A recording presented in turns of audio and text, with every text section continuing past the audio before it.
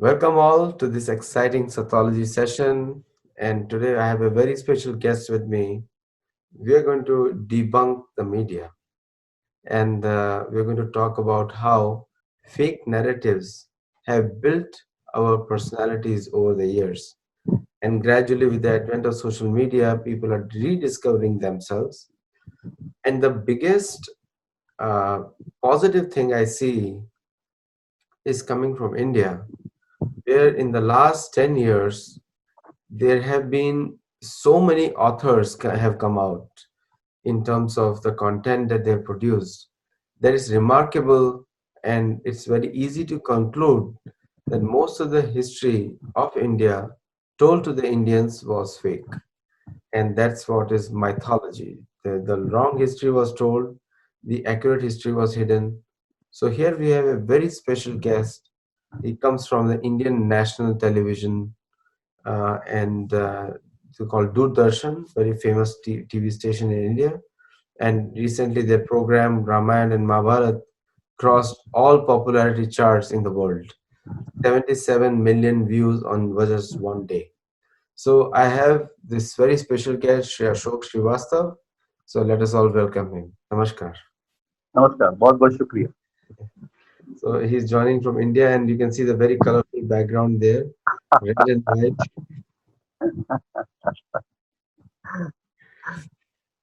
So Ashokji, this is very different than your TV studios. You have a big TV studios and everything. Here we have a simple setup here. Now, my question to you is that the media has been called all kinds of names, the mainstream media, but actually your channel has never got bad publicity yet. Doordarshan has remained clean from all controversy most of the time. So, what are the good media principles and what are not so good media principles? If you can tell, many students can be watching this. जी अ, सबसे पहली बात आदित्य जी बहुत शुक्रिया।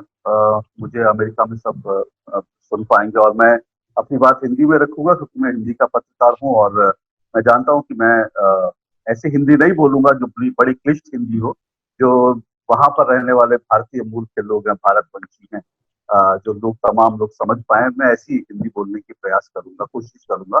सबसे पहली बात तो जहां तक आपने दूरदर्शन की बात करी और मीडिया की बात करी, मैं डीडी न्यूज से आता हूँ जो पब्लिक ब्रॉडकास्टर है, हिंदुस्तान का पब्लिक ब्रॉडकास्टर है।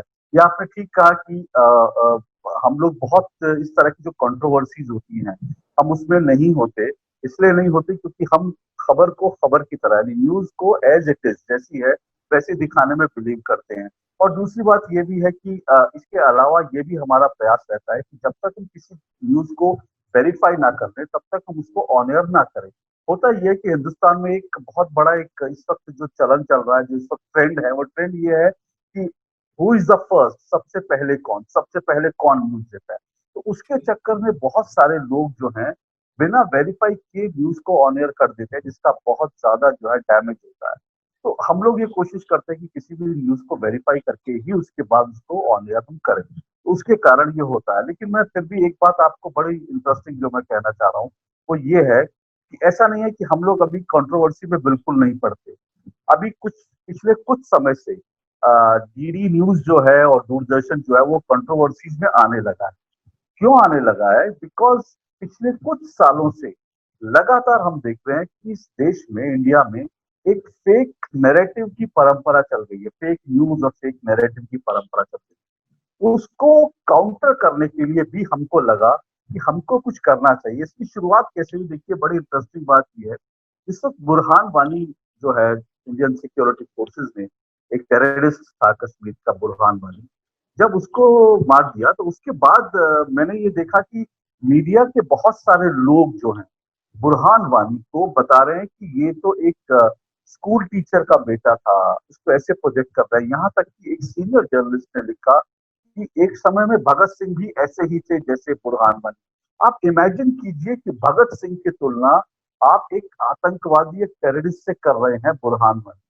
सो ये चीज मुझे बहुत पिंच करी एंड मैं उसके बाद सब लोगों के, जितने डीडी में लोग थे, मैं उनके पास गया। मैंने कहा इट्स हाई टाइम हमको भी, ये जो कुछ भी लोग, जो लोग अब न्यूज में इस तरह का नैरेटिव क्रिएट कर रहे हैं, हमको उनसे अब सीधा सीधा टक्कर लेनी पड़ेगी, हमको उनको चैलेंज करना पड़ेगा।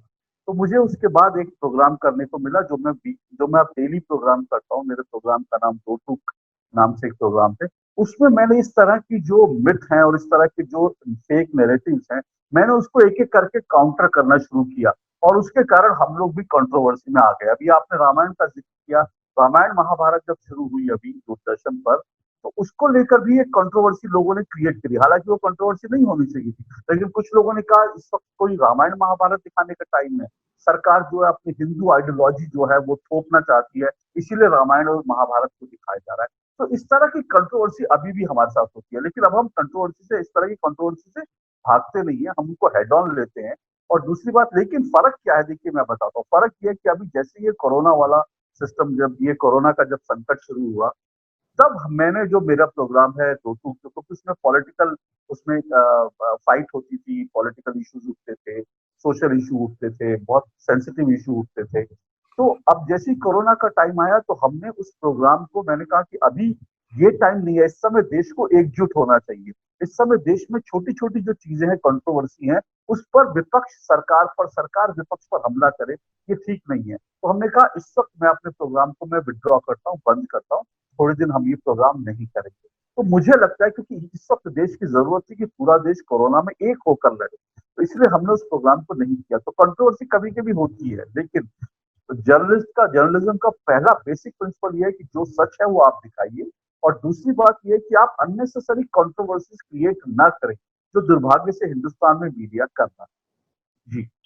नहीं, बहुत ही अच्छा आपने जवाब दिया और मैं हिंदी में आपसे वार्तालाप करूंगा अभी। जी। तो तो आपने एक तो आपने एक बात बोली, जैसे अमेरिका अपने आप को जुडेओ क्रिश्चियन राष्ट्र बुलाता है, तो भारत भी हिंदू राष्ट्र बुलाए, उसमें कोई खराब बात नहीं है, क्योंकि जो भी मेजॉरिटी लोगों का रिलीजन होता है, और भारत तो सदियों से हिंदुओं का देश रहा है, पाकिस्तान भी हिंदुओं का देश रहा है, बांग्लादेश भी रहा है। एक्चुअली अमेरिका से भारत में जो गदर मूवमेंट है, जिससे इंडिपेंडेंस आई थी, वो चालू हुआ था सैन फ्रांसिस्को में ही चालू हुआ था। तो अमेरिका से ही हम लोग अभी मांग कर रहे हैं कि पाकिस्तान का नाम हट जाए और पाकिस्तान भारत में विलय हो जाए, ऐसा हम लोग मांग मांग रहे हैं। लेकिन कमिंग इस मीडिया की तरफ हम वापस आते हैं, ये जो फेक नैरेटिव का जो ट्रेंड जो लोगों ने चलाया हुआ है, इसको अमेरिका में बोलते हैं आइडियोलॉजिकल वॉरफेयर, क्योंकि जो कॉलोनियल पावर्स थी पहले, ये गलत-गलत न्यूज़ फैला-फैला के जो लोकल नेटिव्स हैं, उनको कंट्रोल करते थे। जैसे बिल्कुल। कि जैसे कि आपको एग्ज़ाम्पल देता हूँ मेक्सिको का। मेक्सिको में हुआन डिएगो नाम का एक इमेजिनरी व्यक्ति है। हुआन डिएगो जो है, ऐसे नाम है जैसे भारत में बोला राम भरोसे। राम भरोसे कोई नाम नहीं होता है, लेकिन जी। ऐसे ही हुआन डिएगो भी एक ऐसा नाम है। तो जो यहाँ पे क्या किया, फेक मिरेकल का न्यूज़ फैलाया चर्च ने। मतलब सबसे बड़ा मिरेकल है कि पेड़ सीड से बड़ा हो गया, ये सबसे बड़ा मिरेकल है। और टन और पानी ऊपर बादल में वो तैरता है आकाश में, वो भी एक मिरेकल है। लेकिन ये फेक न्यूज़ क्रिएट करके लोगों को जो वास्तविक श्रद्धा है उसको तोड़ने के प्रयास की जाती है। और कुछ लोग तो ऐसा भी करते हैं कि वो हर तरह का इस्लामोफोबिया और ये सब नाम लेके भी लोगों का जो श्रद्धा है को लोगों को चुप करने की साजिश होती है। तो मीडिया के थ्रू फैला दिया कि ये इस्लामोफोबिक है, ये है, वो है। मैं तो सबको बोलता हूँ हम हूँ इस्लामोफोबिक, क्योंकि इस्लामोफोबिक का मतलब ही होता है इस्लाम से डर। इसका मतलब ये नहीं मैं हेट करता हूँ, इस्लाम हेटियन नहीं बोला मैंने, इस्लामोफोबिक तो डर तो सभी को लगता है। तो मेरे को आपसे ये प्रश्न है कि भारत में इतना लेफ्टिस्ट जो आइडियोलॉजी चल रहा है कॉमन सेंस के अगेंस्ट, तो उसको आप किस तरह मीडिया में जो है उसको अपोजिशन इतना क्यों नहीं होता है? देखिए, अपोजिशन होता है, अपोजिशन हो रहा है, लेकिन अभी वो पूरा जो इकोसिस्टम है इनका, बिकॉज ये इकोसिस्टम आदित्य जी 1-2 साल में नहीं बना। ये इकोसिस्टम जो है पिछले 50, 60, 70 साल में ये इकोसिस्टम बना है, और ये इकोसिस्टम इतना स्ट्रांगली हर जगह पर इस इकोसिस्टम से जुड़े लोग बैठे हुए, इतना स्ट्रांग डीप रूटेड है कि इनको अभी डीप रूटेड इनके रूट्स पे चोट करना, उसमें टाइम लगेगा। लेकिन मैं ये नहीं कहता कि अभी अभी बहुत अच्छी स्थिति नहीं है। अभी भी हम देखते हैं, अभी भी इस तरह के जो ये तो फेक न्यूज, फेक नैरेटिव देते हैं, इनको एक्सपोज करने वाले सोशल मीडिया पे ज्यादा हैं। रियल मीडिया में आप जाएंगे तो रियल मीडिया में जो है, बाकी जो प्रोफेशनल मीडिया, उसमें आपको लोग कम मिलेंगे। लेकिन ऐसा है, अब लोग इनके खिलाफ आवाज उठाने लगे हैं, इनके खिलाफ बोलने लगे हैं। और एक तरह की, मैं कहूंगा, एक वॉर इस वक्त शुरू हो चुकी है। ये वॉर, मैं अगर सच सच सही में देखूं तो मुझे लगता है ये वॉर जो है 2012 के 2013 के बाद जो है शुरू हुई। उसके पहले मीडिया में, इंडियन मीडिया में आप देखेंगे तो एक सिंपल, आपको एक ही तरह की सोच वाले लोग दिखाई देंगे और एक ही तरह की बात करने वाले लोग दिखाई देंगे। वो जो कहते थे, वो जो है पत्थर की लकीर होता था, वो सही होता, उसको कोई चैलेंज नहीं करता था। लेकिन आज क्या है, आज इन लोगों को चैलेंज करने वाले लोग आ गए हैं, खड़े हो गए हैं। बड़ी तादाद में ऐसे जर्नलिस्ट हैं जो, अगर मुझे, मैं कहता हूँ, मुझे नाम लेने में भी किसी का गुरेज नहीं है। मैं आपको बहुत नाम लेके, क्योंकि मैं इससे पहले भी बहुत नाम लेकर कहता हूँ, और मैं अगर किसी को नाम लेकर कहता हूँ तो इसलिए क्योंकि मेरा उस पर रिसर्च है, मैं जानता हूँ उसको। जैसे मान लीजिए, मैं आपको शुरू के नाम बताता हूँ, 2012-13 से पहले क्या होता था। 2012-13 से पहले एक राजदीप सरदेसाई, एक बरखा दत्त, एक सिद्धार्थ वरदराजन, एक इस तरह के जो है ना कुछ लोग, नकवी साहब, इस तरह के 8-10-12 बड़े चेहरे थे जो बड़े ग्लैमरस थे, जब मीडिया में आते थे और ये लगता था कि ये जो बोल रहे हैं वही हिंदुस्तान का सच है। लेकिन आज देखिए, आज क्या हुआ। आज इनमें से कई लोग जो हैं, जिस जिस जिस जिस मुकाम पर बैठे थे, एक जमाना था कि ये लोग इस मुकाम पर बैठे थे कि ये लोग सीधा प्राइम मिनिस्टर हाउस में फोन करते थे और ये तय करते थे कि हिंदुस्तान में मिनिस्टर कौन बनेगा, और ये प्राइम मिनिस्टर हाउस में इनकी सीधी पहुंच होती थी। आज ये लोग कहीं नहीं खड़े, लेकिन इनके अपोजिशन में, आज आप देखिए, अपोजिशन नहीं कहिए, इनके पैरेलल में कहूंगा, इनके पैरेलल आज मीडिया हाउस भी खड़े हो गया, मीडिया भी खड़ा हो गया।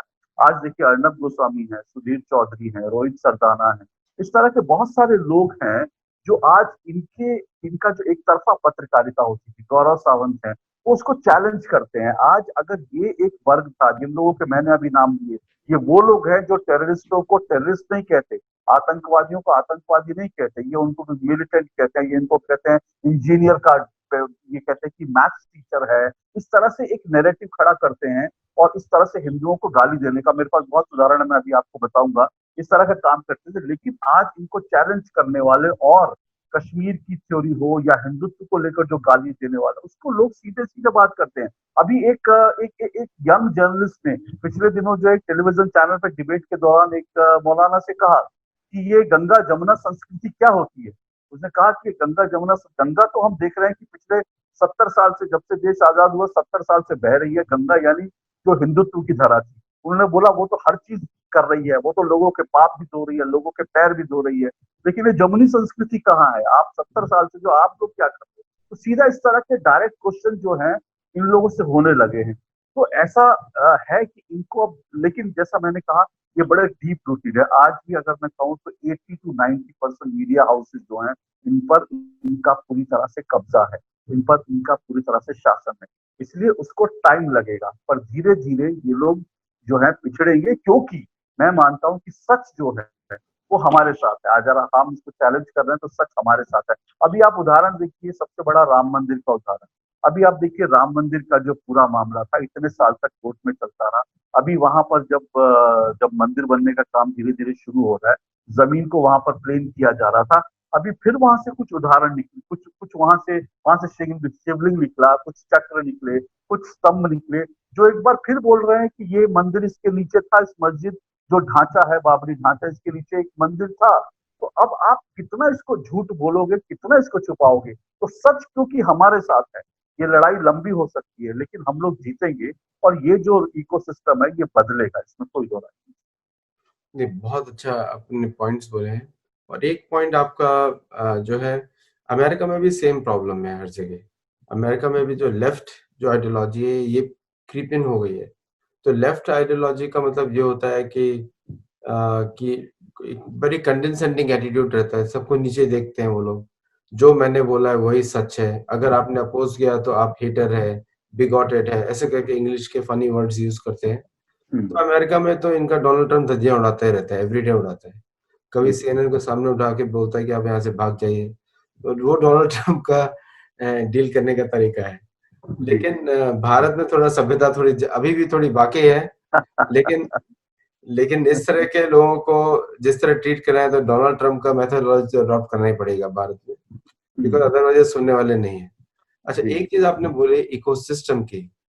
तो ये जो इकोसिस्टम है अमेरिका में कैसे चलता है कि यूनिवर्सिटीज में से ये बचपन से क्रिएट होता है कि यूनिवर्सिटीज में क्रिएट होता है लेफ्टिस्ट आइडियोलॉजी, मतलब कि सोशलिज्म, वेल्थ डिस्ट्रीब्यूशन, इक्वालिटी। तो ये सब सुनने में बहुत अच्छा लगता है, लेकिन एक और भारत की जो सभ्यता है वो बेस्ड सनातन धर्म पे बेस्ड है, अर्थशास्त्र पे बेस्ड है। अर्थशास्त्र में कर्म प्रधान है। अगर आप मेहनत नहीं करेंगे तो उतना आपको रिजल्ट नहीं मिलेगा। और वो इसीलिए अगर जो सोसाइटी कर्म पे बैठती है तो वो बैलेंस रहती है, क्योंकि सभी लोग मेहनत करके कुछ पाना चाहते हैं। लेकिन जो लेफ्ट की जो आइडियोलॉजी है वो ये है कि गवर्नमेंट बन जाए और गवर्नमेंट सबको समानता से करे। तो अगर आप हिस्ट्री देखेंगे तो सोवियत यूनियन टूट गया। वेनेजुएला आज का इतना गरीब देश है कि आई थिंक इंडिया का 10 लाख रुपए में 1 लीटर का पेट्रोल मिलेगा वहां के हिसाब से। तो इतना इन्फ्लेशन है उधर। और बट इन लोगों का इकोसिस्टम वैसे ही है जैसे अमेरिका में यूनिवर्सिटीज, कॉलेजेस, और वहां से पॉलिटिशियन, और वहां से लॉयर्स, और ये जो अटॉर्नीज, इलेक्टेड ऑफिशियल्स, और ये प्रोफेसर्स, ये जो इकोसिस्टम है, ये सबसे ज्यादा it is the one which fund fuels this media personalities. और ये जो मीडिया पर्सनालिटीज वहां पे से जब बाहर निकलते हैं, and then they talk the same ideology which is practically unattainable.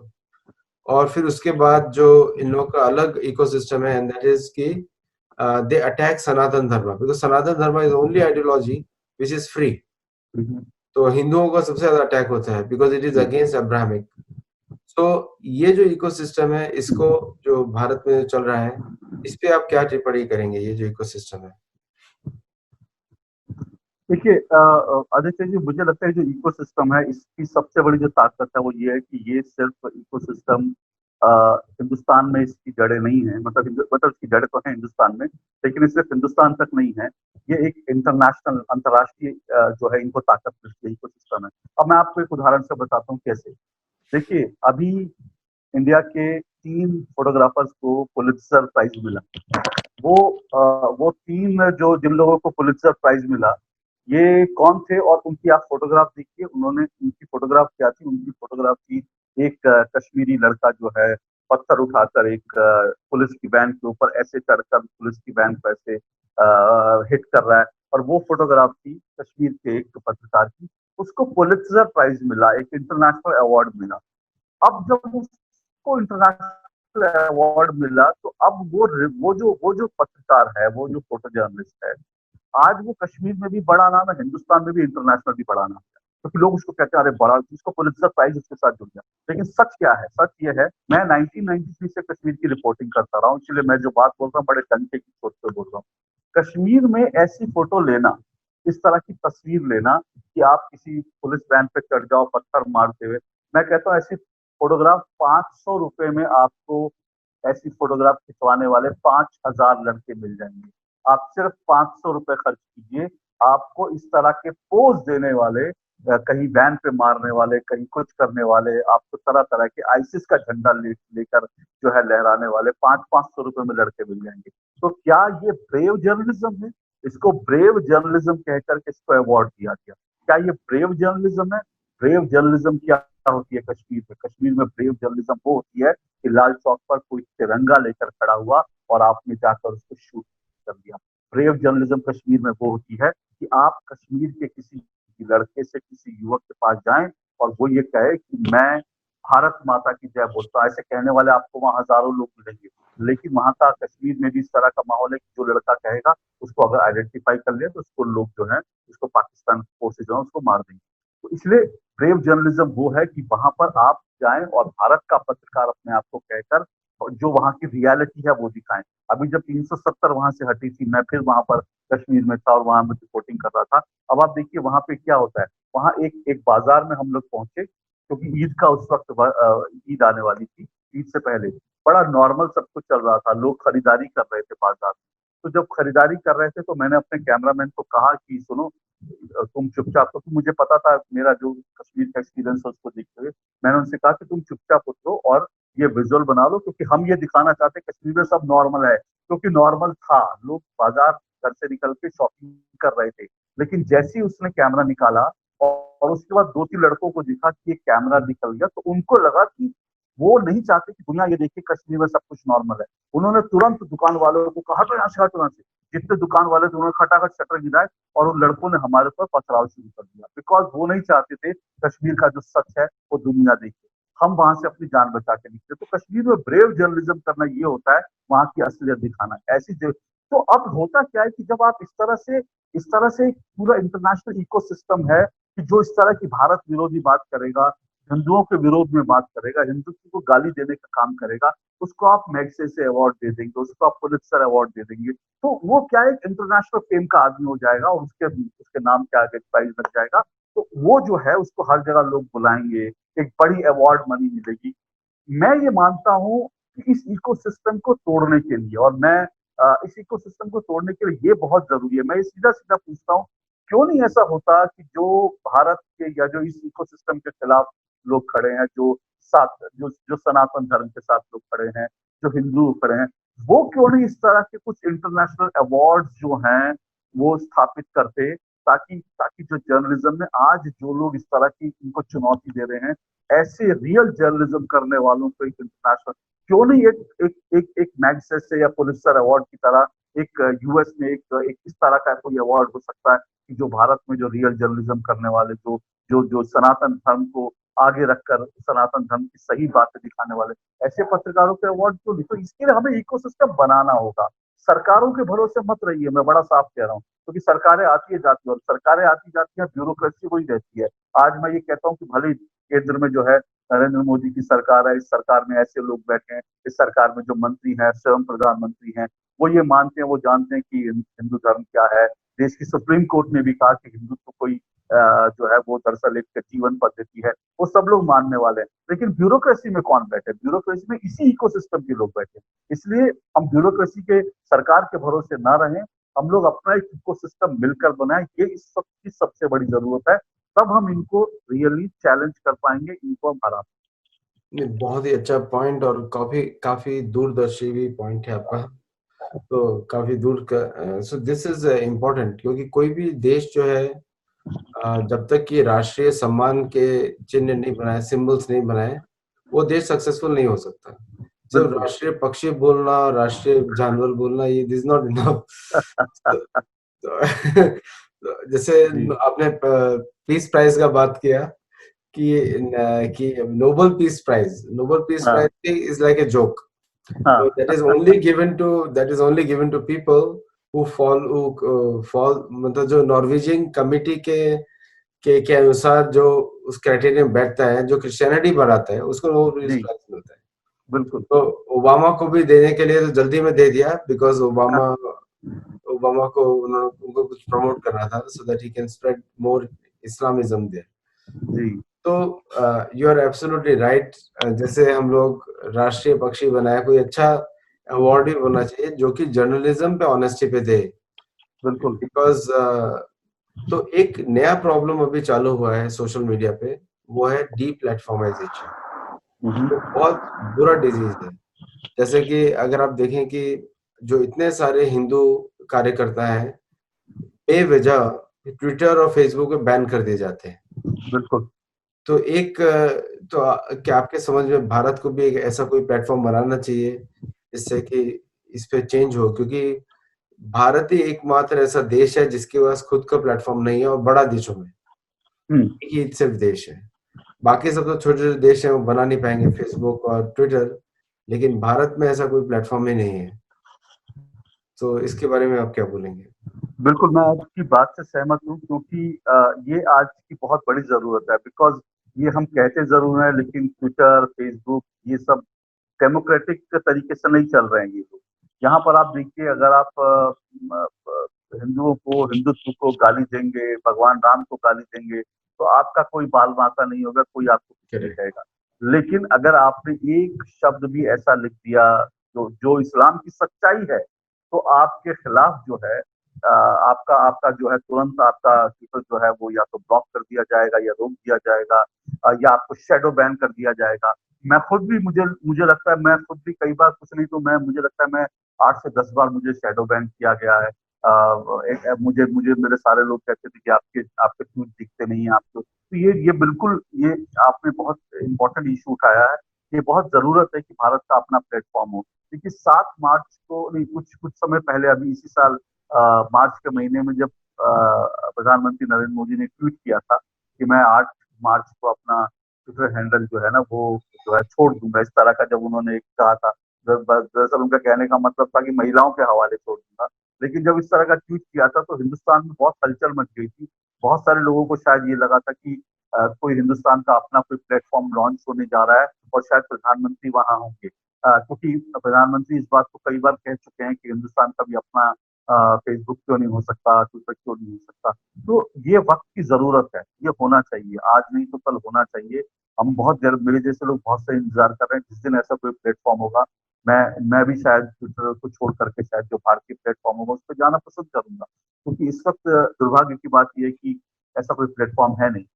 और आपको अंतर्राष्ट्रीय स्तर पर जाने के लिए एक इंटरनेशनल लेवल का अपना एक प्लेटफॉर्म हमारा होना ही चाहिए, क्योंकि ये बिल्कुल डेमोक्रेटिक तरीके से नहीं चल रहे हैं। और जिस तरह से कई कंट्रोवर्सी हो चुके हैं, जब जब हिंदुस्तान में आए थे तब भी हमें मालूम है वो किस तरह के इकोसिस्टम के लोगों के साथ घूम रहे थे। तो ये सारी चीजें हैं। और इसी के साथ आप देखिए कि टिकटॉक जैसे चीजें आ जाती है हिंदुस्तान में, टिकटॉक जैसे प्लेटफॉर्म आ जाते हैं और किस तरह से हिंदू फोबिया और किस तरह से हिंदुत्व के खिलाफ लगातार वीडियो बनने शुरू हो जाते हैं हिंदुस्तान में। और मिलियंस मिलियंस ऐसे लोगों के फॉलोअर बन जाते हैं।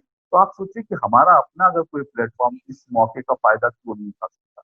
ये जरूर होना चाहिए, मैं इसके पक्ष में ने- ये जो डी प्लेटफॉर्माइजेशन जो है, it's the biggest problem in US also. तो हूँ। लेकिन यूएस में पार्लर और ऐसे करके अलग अलग एप्स हैं जो कि लोग यूज करते हैं, कंजर्वेटिव्स। हम्म, ये जो मूवमेंट है लेफ्टिस्ट का, मीडिया के माध्यम से ही चलता है पूरा। ये इन लोगों का the playground is media.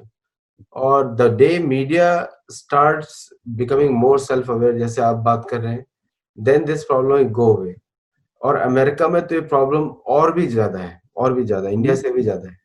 India में, अमेरिका में जो सीएनएन है वो तो सबसे दिखने में सबसे ज्यादा पॉपुलर है, लेकिन the kind of conversations they have, वो तो एनडीटीवी को भी मात दे सकते हैं एक दो दिन के लिए। हाँ हाँ। देखिए आदित्य जी, मैं ये आपसे जानना चाहूंगा अपने अपने नॉलेज को एनहेंस करने के लिए। ये अमेरिका के जो न्यूज़पेपर्स हैं, खास करके चाहे वॉशिंगटन पोस्ट हो, न्यूयॉर्क टाइम्स हो, इस तरह के जो न्यूज़पेपर हैं, इनमें मैं जब भी देखता हूँ इसमें एक सेट ऑफ जो हम जिनकी बात कर रहे हैं, जो फेक नैरेटिव क्रिएट करने वाले लोग हैं, चाहे इसमें बरखा दत्त हो या राणा अयूब हो, इस तरह के एक तरफा लोगों के हम ही हमको दिखते हैं। ऐसा क्यों है? और ये बिल्कुल ये लगता नहीं कि हिंदुस्तान रियल रियल इंडिया को ये लोग दिखाने वाले हैं। लेकिन इस पे इस तरह की खबरें आती हैं। और यहाँ तक कि जब कश्मीर में 370 हटा था तो उस वक्त भी मैंने देखा कि न्यूयॉर्क टाइम्स, वॉशिंगटन पोस्ट लगातार फेक न्यूज जो है लगातार इंडिया के बारे में दे रहे थे। ये सब इनका यूएस में क्यों है ऐसा, इस तरह की? नहीं, ये जो मीडिया आपने जिनका नाम लिया है, ये लेफ्टिस्ट मीडिया है। और ये लोग जो हैं, these are owned by the Islamist organisation है। कतार हम्म, से फंडिंग है इनका, इधर फंडिंग है। और ये लोग किसी भी हिंदू को अंदर घुसने भी नहीं देंगे। तो Washington post, Washington times, New York post, New York times, अगर हम सभी हिंदू इसको बॉयकॉट कर दें और हम्म, इसको ना देखें ना समझें, क्योंकि अमेरिका में इसकी वैल्यू ट्रैश है। हम्म, अमेरिका में ये अगर जो भी गार्बेज करते हैं वो इंडिया के लिए करते हैं। American neither watch them either not do anything. हाँ हाँ। तो इंडियन लोग भी इनको ट्रैश की तरह ट्रीट करेंगे तो ये लोग चुप हो जाएंगे। हम्म, तो so you have to see the trash का जहाँ पे जगह है वहीं पे इनको डाल दिया जाए। हम्म। That's how they are. So toilet paper की तरह। टॉयलेट पेपर के जैसे इनका वैल्यू सिर्फ टॉयलेट पेपर है। तो टॉयलेट पेपर पे आप अच्छा सा ड्राइंग भी बनाएंगे, उसकी कोई वैल्यू नहीं है। बिल्कुल। बट ये लोग तो ड्राइंग भी नहीं बनाते, कुछ और ही करते हैं जो कि हम देख भी नहीं सकते। तो, तो उसका वैल्यू तो वहीं पे जाना चाहिए जहाँ टॉयलेट पेपर जाता है। जी। तो बहुत अच्छा लगा आपसे बात करके, और व्यूअर्स को भी बहुत अच्छा लगा। I can see many people and तो we'll have another discussion on this media। लेकिन एक बात तो आपसे बात सोचकर बहुत अच्छा लगा कि आप हम लोग के जैसा ही सोचते हैं, और आप इन सबको भी फेक न्यूज़ ही बुलाते हैं, so that is very good। और many many congratulations जो आप काम करते हैं दूरदर्शन में। जी शुक्रिया। मैं आपको बता दूं कि ये जब 370 को हटाया गया था तो उस वक्त मुझे अच्छी तरह से याद है, मैंने शायद न्यूयॉर्क टाइम्स और वॉशिंगटन पोस्ट की मैंने उस वक्त एक प्रोग्राम शुरू किया था कश्मीर का सच के नाम से, और उसमें हम जितनी फेक न्यूज थी उनको हम चैलेंज करते थे, उनको हम डिबंक करते थे। मुझे याद है शायद न्यूयॉर्क टाइम्स और वॉशिंगटन पोस्ट की कुछ नहीं तो कुछ नहीं, मैंने 15 से 20 खबरें जो है ना वो मैंने जो है उस वक्त इनकी फेक न्यूज को एक्सपोज किया था।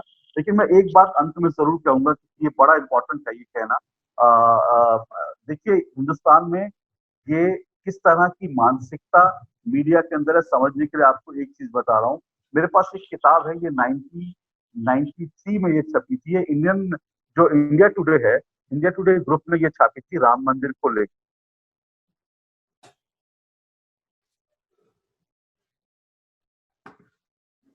हेलो। जब बाबरी ढांचा गिरा तो उस वक्त जो है इंडिया टुडे ग्रुप ने एक ये किताब निकाली और इसमें कई लोगों के आइडियाज शेयर किए कि भाई क्योंकि ये कंट्रोवर्सी हो गई है, लोग कह रहे हैं तो अब यहाँ पर क्या बन सकता है। अब तो वहां मस्जिद रही नहीं, मस्जिद का ढांचा रहा नहीं, तो क्या बन सकता है, क्योंकि मंदिर भी कंट्रोवर्सल है, तो अब क्या हो सकता है। तो उसके बाद लोगों ने अपनी अपनी सलाह देनी शुरू करी कि क्या बन सकता है। किसी ने कहा वहां पार्क बना दो, किसी ने कहा सर्वधर्म संभाव बना दो। उसके बाद इस किताब में इंडिया टुडे ग्रुप ने जो है लोगों से लास्ट में मांगा कि भाई आप अपने सुझाव दीजिए क्या हो सकता है। आप ये मानेंगे कि हिंदुस्तान में ऐसा भी हुआ, कुछ लोगों ने ये तक सुझाव दिया था कि बेहतर है कि वहां पर राम जन्मभूमि पर सार्वजनिक शौचालय बना दिया जाए। ये हिंदुस्तान में कुछ लोगों ने यहाँ तक लिखा था, जिसको छापा गया था, पब्लिश किया गया था। हिंदुस्तान में इतनी ज्यादा जो है गंदगी है कि लोग जो है किस हिसाब से, क्या ऐसी बात कोई हिम्मत कर सकता है कि किसी काबा के बारे में, किसी मुसलमानों के किसी धर्मस्थल के बारे में, ईसाइयों के वेटिकन सिटी के बारे में, कि वहां पर जो है एक सार्वजनिक शौचालय। लेकिन ये सिर्फ हिंदुओं के साथ हो सकता है, ये हिम्मत वही लोग कर सकते हैं। और इसीलिए मैं कह रहा हूँ कि बड़ा जरूरी है कि जितने लोग हैं उनको यूनाइट होना, और इनकी इस तरह की जो आइडियोलॉजी चल रही है इनको हिट करना बहुत जरूरी है। अभी मैं फिर कह रहा हूँ कि अभी देखिए राम मंदिर को लेकर किस तरह की चीज आई थी, लेकिन अभी दो खबरें निकली थी।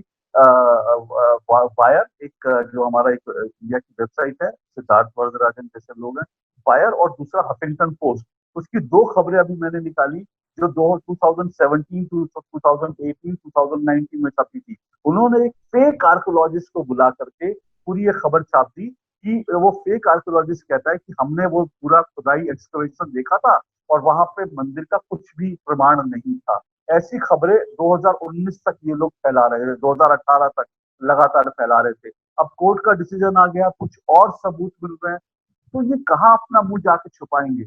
इसलिए इनको ये झूठ बड़ी बेशर्मी से बोलते हैं। इसीलिए जो आपने कहा ना, इनके मुंह पर इनका झूठ जो है ना, उसको एक्सपोज करना बहुत जरूरी है, नहीं तो ये लोग मानेंगे नहीं। नहीं, इन लोग का आदत है झूठ बोलना, इसको बोलते हैं सफेद झूठ।